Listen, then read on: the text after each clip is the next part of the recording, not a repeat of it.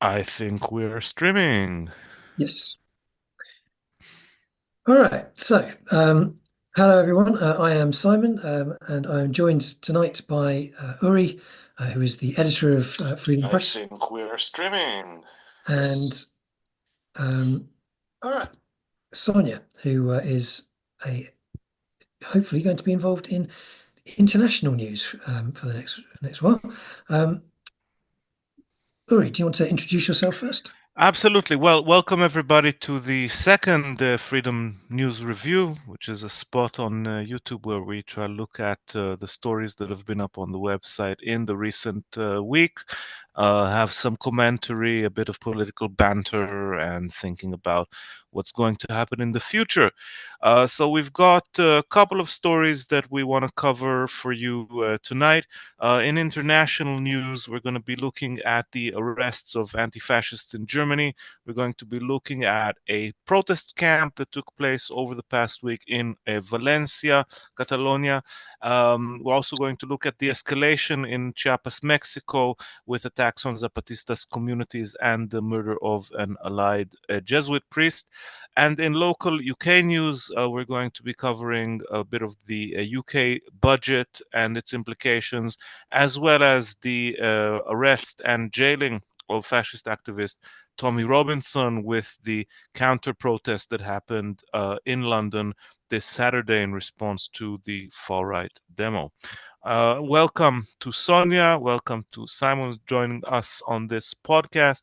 And I guess we're going to start just with a few words about the anti-fascist arrest. So, as we published on October 28th yesterday, the anti-fascist Thomas J, who is also nicknamed Nanuk, was arrested by investigators from the Saxony State Police on Monday last week.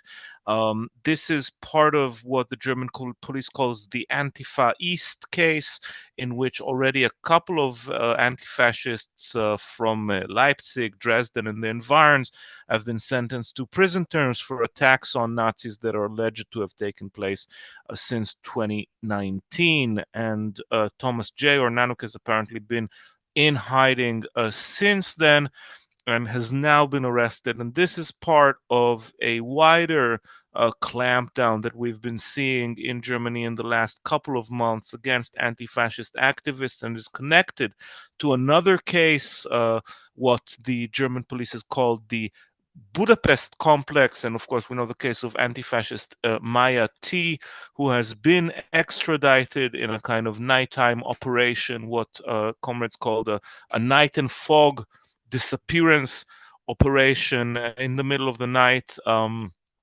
This is around allegations about participants from Germany in an anti-Nazi rally in Budapest in February 2023, where they've been again accused of attacks on Nazis.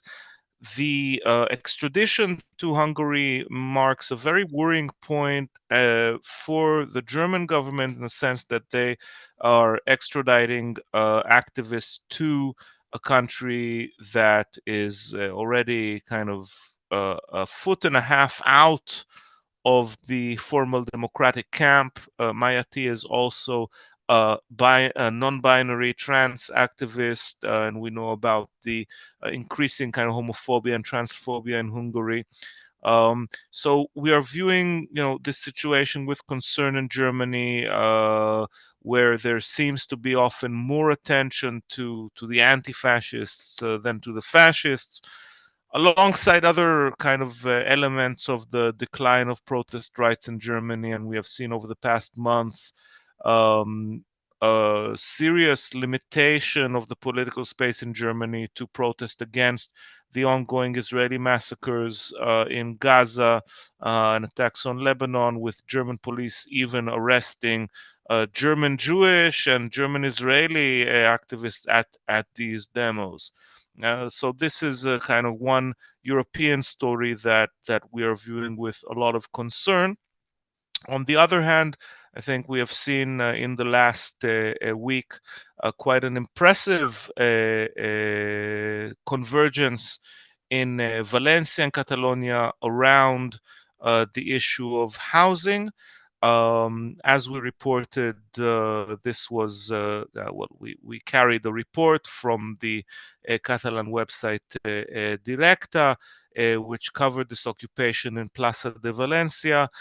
This was started out with a demonstration last Saturday, October 19th, which gathered around 50,000 people demonstrating against gentrification, for decent housing, and then the square basically became a space for community life, for political action, for training and meeting. This was a limited kind of protest. It wasn't, it was quite interesting actually to see that, the activists decided that, okay, they were going to end this camp on Sunday. And we saw a lot of involvement kind of local neighborhood activists in this action, which is highlighting the need to basically take back the city from the effects of tourism and the whole kind of Airbnb situation on the availability of housing for individuals and young people in the city. Maybe at this point, sorry to put you on the spot, Sonia, but maybe you would like to talk a little bit about sort of campaigns around urban space that you have seen taking place, especially in the Spanish state in recent years. Yes, well, the background for this last manifestation, it's connected to the manifestations that has been also against tourism. I mean, all the topics that were in that news are connected and has been connected for a long time. And it's because of the high privatization that has been going on in Spain since what we call the building bubble that burst. I mean, it bursted in 2008. And from that, we have big, we call them colonies in Spain, colonies of other Europeans mostly, from Northern Europe that come. And of course, they are just what we call expats. Yeah, they call themselves expats. It's very privileged immigrants, let's call it that way. And of course, what they do is that together with Airbnb and all these companies, they are of course pushing up the prices and basically taking out of spaces. So we are going to be seeing more of this. This in this case was in Valencia, but this has been going on in a lot of the most coastal places in Spain, especially in the Mediterranean side, and they can be connected with other movements that we have been seeing, for housing, of course, because we have in Spain, we also have the situation that there's a lot of vulture funds that owns a lot of buildings as well. So here's a combination of situations really that thankfully we are going to be seeing more of, really. Yeah, let's also mention one further story from the Iberian Peninsula that we have published today, which is following the urban riots that broke out in Lisbon, Portugal, in the past week. And this was after the killing of Odair Moniz, a 43-year-old Capo Verdean father of two, so belonging to the black minority in Portugal, which has been reporting increases in police violence, profiling, and so on in the last months. This was in the neighborhood of Zambujal, a neighborhood in Amadora, which is kind of one of the peripheral neighborhoods of Portugal, where this man, Odair Moniz, was killed by police. They claim that it was after some kind of a search where they thought it was a stolen car, but there was CCTV proving that this was not the case, and we have seen night after night of protests and even clashes with police in scenes that remind us of what we have encountered both in the French banlieues around Paris and indeed in the London riots of 2011, all of which followed police attacks and police violence against disadvantaged groups. So this is another situation that we have been following from Lisbon. Yeah. Let's leave the floor to either Sonia or Simon to take over. Well, I hadn't read up on Portugal specifically. I had, I mean, sort of going back a little bit to the Valencia stuff. I thought I was reading a little bit around kind of the comments people were having about it and kind of what the complaints were. One thing which struck me was discussion about kind of digital nomads and this way in which we're increasingly in a position where you get these kind of international sort of at least some blame, for example, was laid on articles in things like Forbes saying how wonderful Valencia was and how it was cheap living there and it was incredibly beautiful and it won all these design awards and all this kind of stuff. And how this had basically immediately triggered a mass movement of essentially people who are untethered in terms of property. They're quite well off. They have tech jobs that allow them to be kind of remote workers. And they then immediately flock en masse to the places which are kind of listed as particularly lovely to live in. And it's an interesting factor of hypermobile modern capitalists, essentially, that they have this ability, which is completely mirror image to what you would see from people in the global south, for example, who are blocked by border after border with brutal consequences if they try and cross them. Whereas the digital nomad set are basically encouraged to, not only encouraged, but actually, if they're rich enough, are given tax breaks. This was sort of flitting about Europe a bit here, but in Italy, Meloni was getting into some trouble because they had been giving tax breaks to millionaires to move to Italy. And all of a sudden, vast amounts of very high capital people had been coming in and buying up loads and loads of property. And it's quite interesting that, we're constantly kind of debating on, the resources that are taken up by the impoverished as when they sort of come in. And the discussion about the resources taken up by the rich when they do the same process just on a whim, essentially, isn't really a discussion point at all. I think that's a very relevant point. I think we've got really two different sections of capital involved here. So one is sort of people who are still workers, but from the kind of elite high-tech workers who can afford that mobility. And then we have the property speculators who are mainly there in order to own the houses that are then rented out to both of these digital nomads and to just regular tourists who are providing the buying power for those situations. What is interesting, anyway, is I would like to mention that in Spain, at least in the last couple of decades, we have seen an increasement of house occupations. But what is important to mention here is that it's mostly families. In our movements in the anarchist history, of course, we are always supporting occupations. I mean, that's what we do. But in this case, it's actually families. A lot of people has this idea of, occupations like, again, young people, punkers, very specific profile. But actually in Spain, though we haven't seen it politicized that perhaps some of us would like, but the truth is that a lot of houses and properties that are also on sale from these speculators are actually occupied already by families. And that's what we see in many of the regions, actually. In Gran Canaria, it was a big movement, and they were occupying buildings that were not even done, but they were rehabilitating them while they were living. And of course, I mean, that's what we are seeing. And the authorities try to criminalize it, but the truth is that we have a lot of occupation as well as a response to this.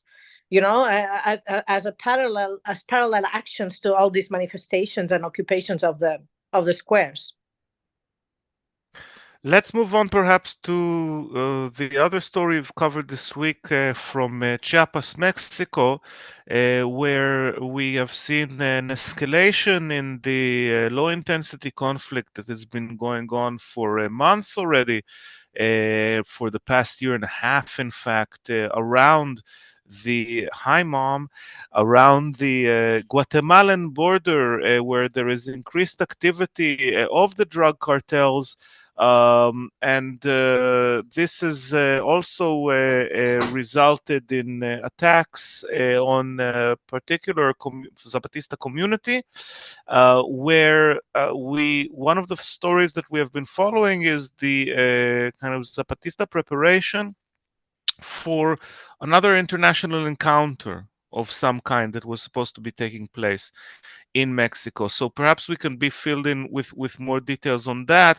What we have been following is a series of communiques published by, signed by a figure known as El Capitan, often written in mirror image, which is widely assumed to be the new writing name, pseudonym, nom de plume of Rafael Guillen, of Subcomandante Marcos. Certainly the style of writing is very much in keeping with that, which is sort of a series of reflections on the political and ecological state of the world, always kind of funneling down into the situation in the Mexican Southeast, as we've been used to seeing. Now, Comandante Moises, who is more of the kind of operational leader in the Zapatista Army of National Liberation, has announced consideration of canceling this international encuentro that was planned to take place because of not being able to keep safe the venues where it was supposed to happen. And this is against the background of the growing violence from the cartels that operate along the Guatemalan border, often in full complicity with the police and with local political strongmen. In addition, during last week, we had the report of the assassination of the Jesuit priest Marcelo Perez, who was one of the first indigenous priests to be ordained in Mexico, was a long-standing opponent of the cartels who spoke out. He was working actually in some quite conservative neighborhoods of the city of San Cristobal de las Casas in Chiapas, but nevertheless managed to get congregations to sort of orient themselves to a more social direction. And he was gunned down just after he had conducted a mass in church on a Sunday.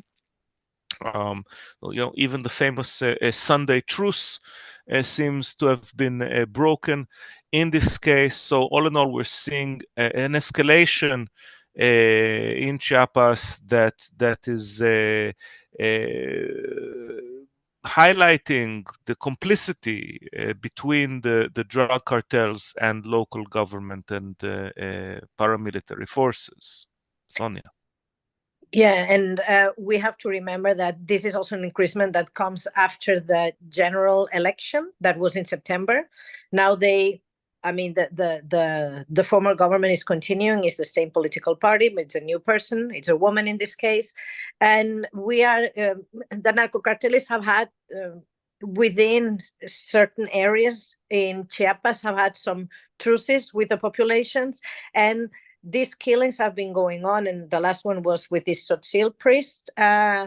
But in this case, it's against the Zapatista communities, but also against the support bases, which are two different groups, but still connected, of course.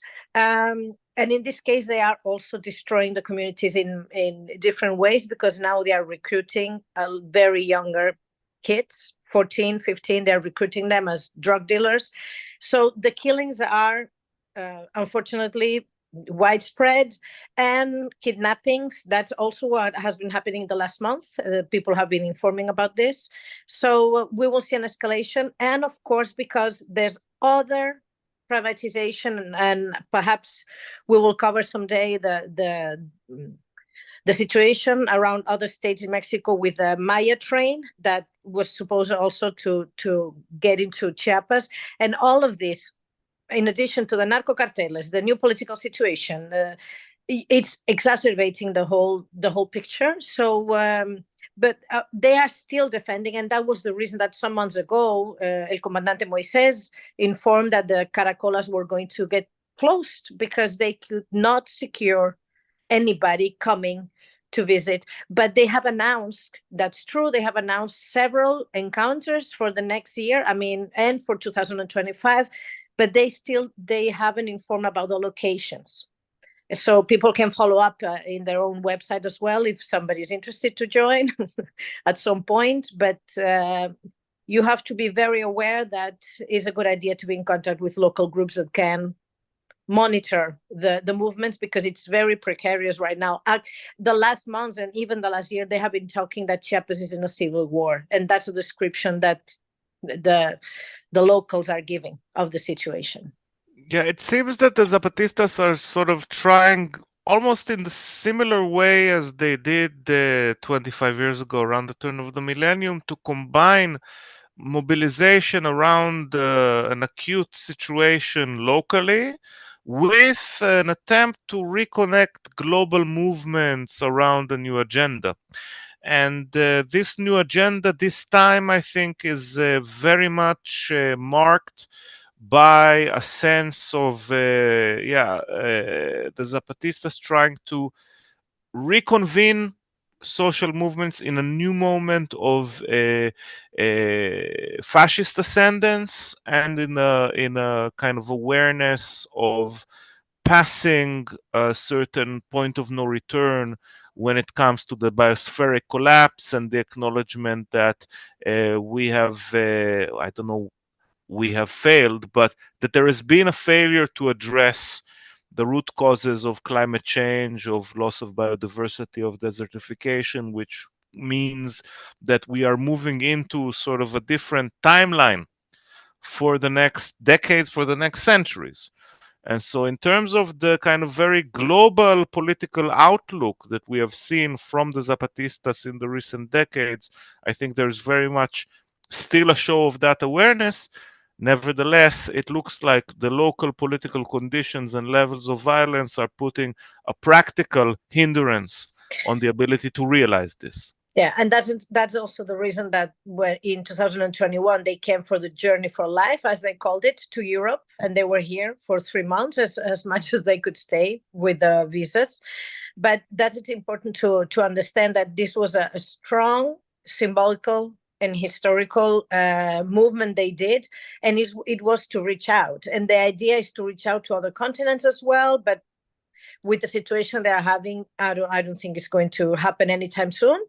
But anyway, the reason that now they are calling in for other encounters with the international community, it's exactly for what you're mentioning, Uri, that they are seeing that this is really urgent, not the local situation only, but in the whole planet, and we can follow that up. Yeah, this connection between the local and the planetary has been a very strong point of the Zapatistas already for several decades. Yeah. Okay, so perhaps now it's time to move over to Simon. I was just going to make a point that, like, whilst we talk a lot about the difficulties that the Zapatistas are in, it should probably be stressed that one of the things that people sort of continually go on about with anarchism is that it's unrobust and unable to cope with crisis. But whilst the Zapatistas are not sort of, anarchists, sort of capital A, they're not capital A anarchists. Anarchist parallel rather than anarchist. I think one of the things that they do show is that they've come under incredible pressure for decades. Not just, I mean, the stuff that's happening at the moment is not entirely new to them. Various varying versions have been ongoing for quite a long time, more or less with state approval. And despite the fact that they work with minimal resources, and their infrastructure is weak, it's a poor area of a poor country.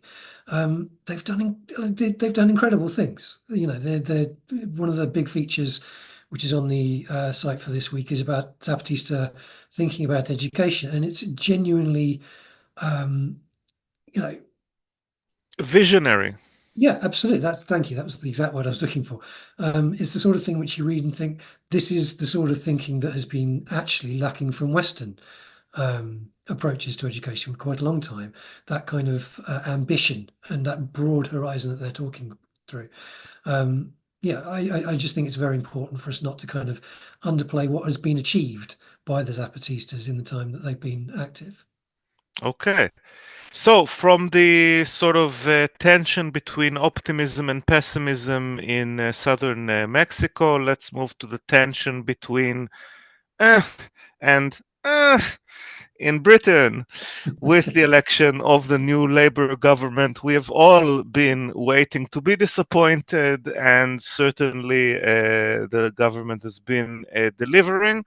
Although it has also been creating some dilemmas for social activists with recent policies. On the one hand, we have anticipated that freedom, certainly the increase, no U-turn on protest rights and civil liberties. Certainly, we see Labour, as we expected, continuing the Tory clampdown on protest rights, especially when it comes to anything that carries a whiff of disruption vis climate change.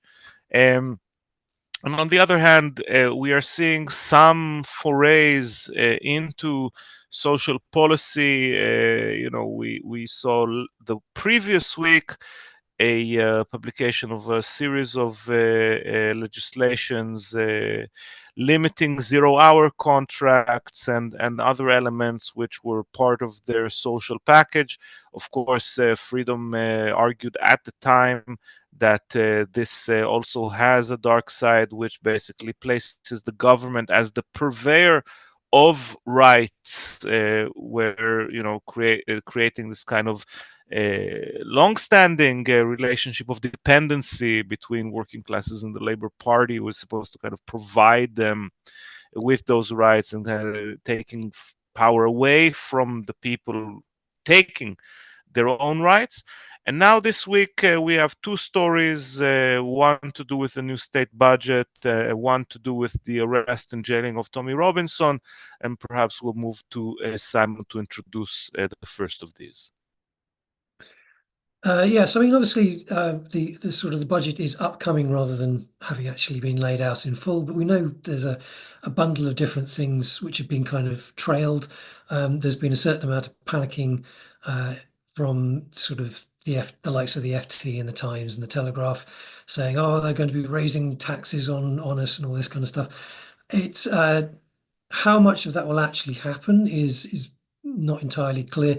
Quite often with these things, they tend to follow, the current Labour Party tend to follow the Blairite playbook to a great degree.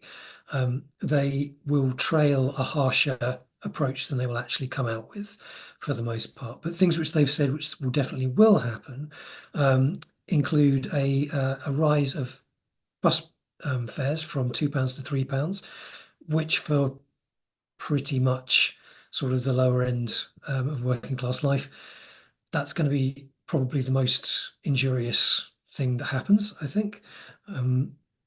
There's going to be a raise in the minimum wage of 6%, which is,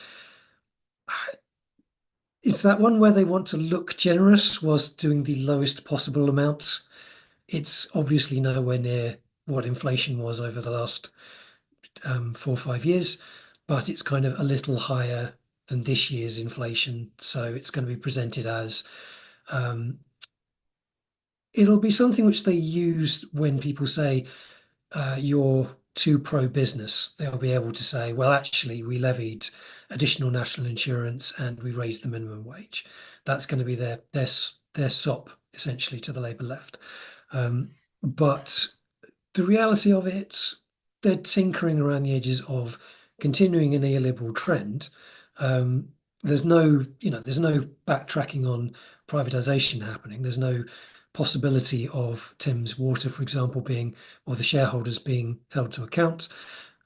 Some more money is being put forward for the NHS, but Wes Streeting infamously has very strong ties to private lobby groups in the healthcare sector. So there's a very good chance that over time you'll be seeing a further invasion of private sector priorities into the NHS as well.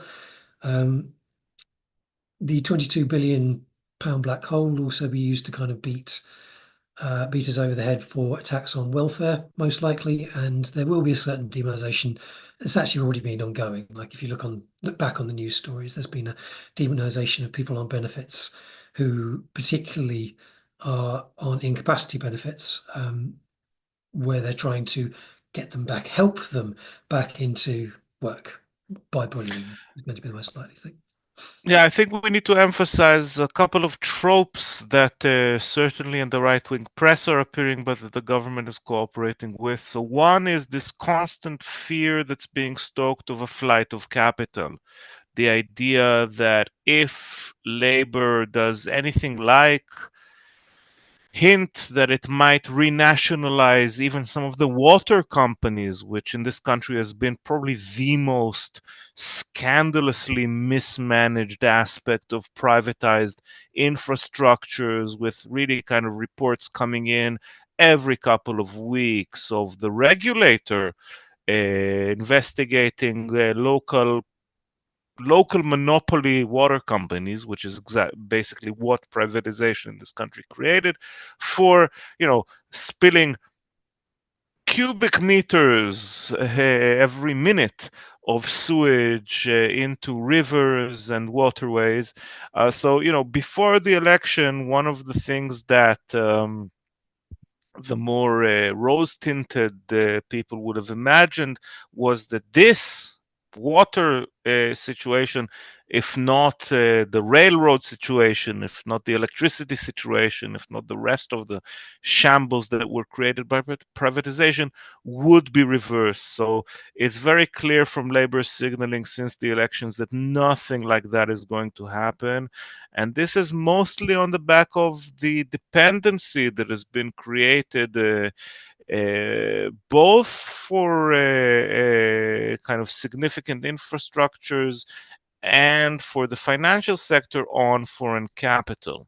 And there is an attempt in the right-wing press to link welfare measures or the slowing down of the decline of welfare measures for the British population to the risk of flight of capital, although these things are not actually connected in hard economic terms, right? So if the government had not raised the price of buses, or if it had renationalized water company, not that we support renationalization, of course, it would be better to hand that over to worker and community control, that would not have precipitated a flight of financial and real estate oriented capital, which is also very London heavy as far as this country is concerned. Nevertheless, we are seeing that kind of opposition and that kind of maintenance of the sort of hegemonic common sense, if you will, that we have to keep finance happy because it creates jobs, but it doesn't. Because it creates prosperity for everybody, but it doesn't. And there's still these tropes of trickle-down economics, which have been proven by reality to have no connection to reality for 30 years already, are continuing to be bandied about. And the other one, which I think is perhaps the most obscene, is the continuing kind of absolutely normal assumption that the goal of economic policy has to be economic growth. And we are hearing about economic growth as the target, that growth brings jobs. Okay, yeah, more opportunities for us to be exploited, but growth brings prosperity. And we are the discourse around growth is something that ecological economists have been attacking with damning attacks for 40 or 50 years already.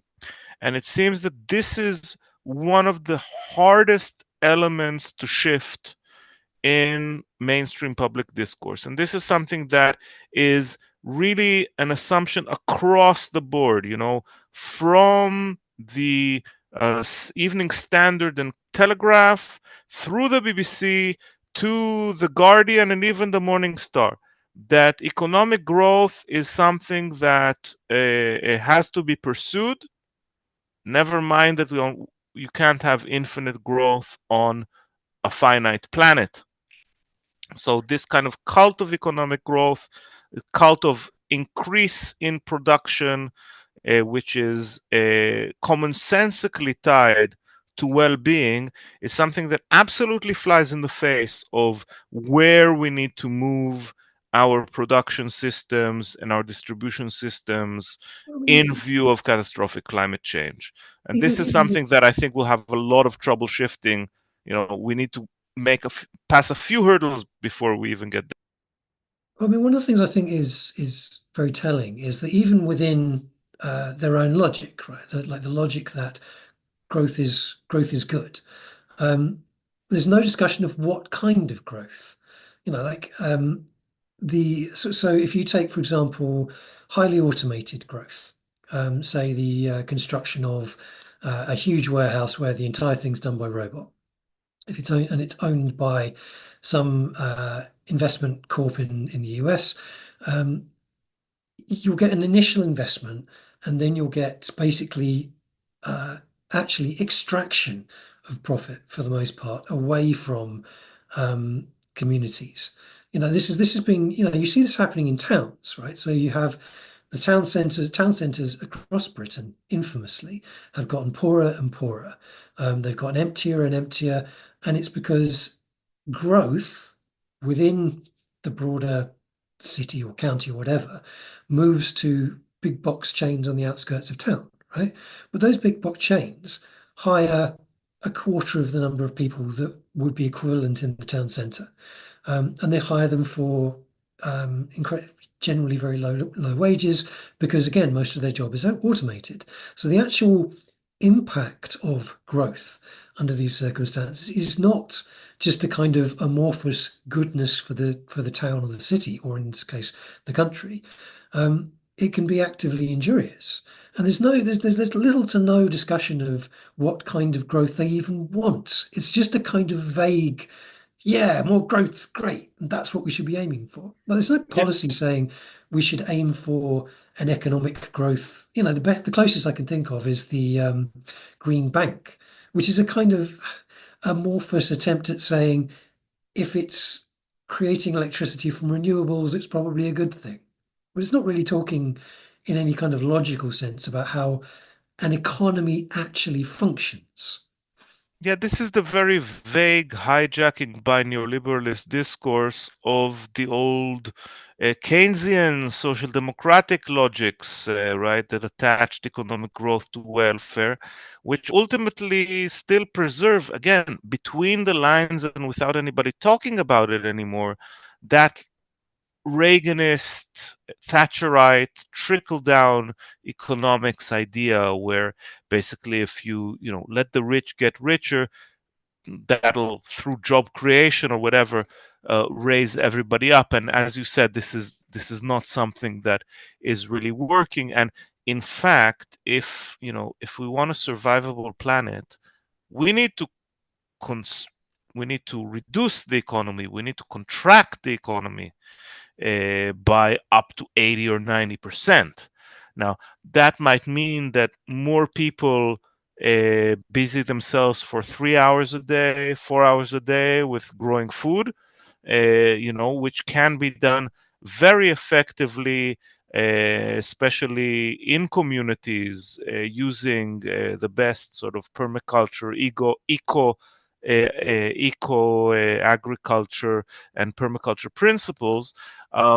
Nevertheless, we are still stuck kind of on the same groove, and this is an interesting sort of afterglow, I'd say, of state promises, in a sense that we have reached a situation where I think in many countries the state has given up even on the attempt to construct legitimacy for itself through promises of prosperity, even through promises of security and protecting the population from external threats, which it cannot perform anymore. And in this country, somehow it's still sort of like when Wile E. Coyote runs over the cliff and is still running on thin air, right? Is still kind of preserving these discourses. Um, on the other hand, I think we can segue here into the reaction to the growing threat of neo-fascism and racism in Britain and elsewhere, where already after the fascist riots in August, we saw a sort of heavy-handed reaction by the state, where people were who participated in these despicable attacks on minorities and migrants were later kind of arrested and tried on the basis of mostly CCTV evidence gathered on those scenes. Um, and with this, we also see kind of right now where the situation where Stephen Yaxley Lennon, also known as Tommy Robinson, was remanded to prison over his continued repetition of false racist tropes regarding a certain school attack, which he claimed was ideologically motivated.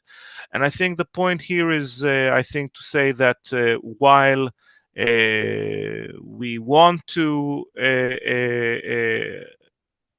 clamp down on fascism, and while we want to oppose fascism in every turn, we also need to understand that the use of police powers and the use of sort of increasing judicial space for heavy prison sentences is something that will ultimately also be used towards progressive forces in society. And so, it's a fine line to tread between the tempting glee and Schadenfreude at these crybaby fascists getting comeuppance. On the other hand, it always remains problematic for us as anarchists that it is the state stepping in where communities would be better equipped to face this threat. I mean, and also the way in which whenever the state steps in to repress the far right, they get to play victim because it's the state, as opposed to if you can't play victim if the entirety of Walthamstow shows out and says, no, you're not doing this where we live. You can't be the victim there because you tried to come into a community and they told you to sod off. If the state does it, then you can claim repression. And this is, much as, as you say, it's you can feel a certain amusement at Tommy Robinson sobbing on his way to prison.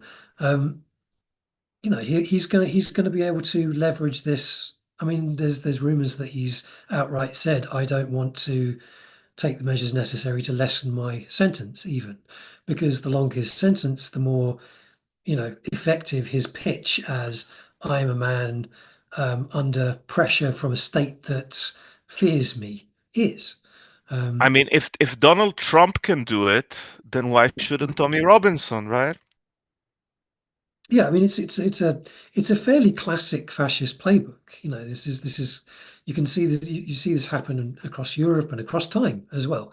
Like the getting jailed bit is the bit which lends you legitimacy in the eyes of quite a lot of the faithful, right? Yeah, no, I mean, we know of a famous book that was written in jail by a fascist leader, and I'm sure that Tommy Robinson fancies himself a little bit of a jailed revolutionary nationalist right now.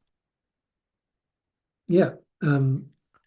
So it's I think the usual thing applies, right? Is that we need to be better organized in not just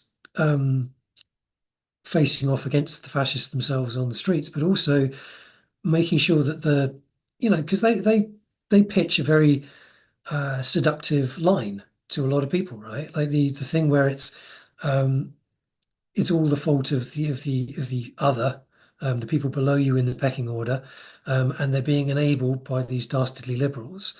Um, it's appealing, and we fairly regularly fail, I think, to properly highlight where the actual antagonism is coming from.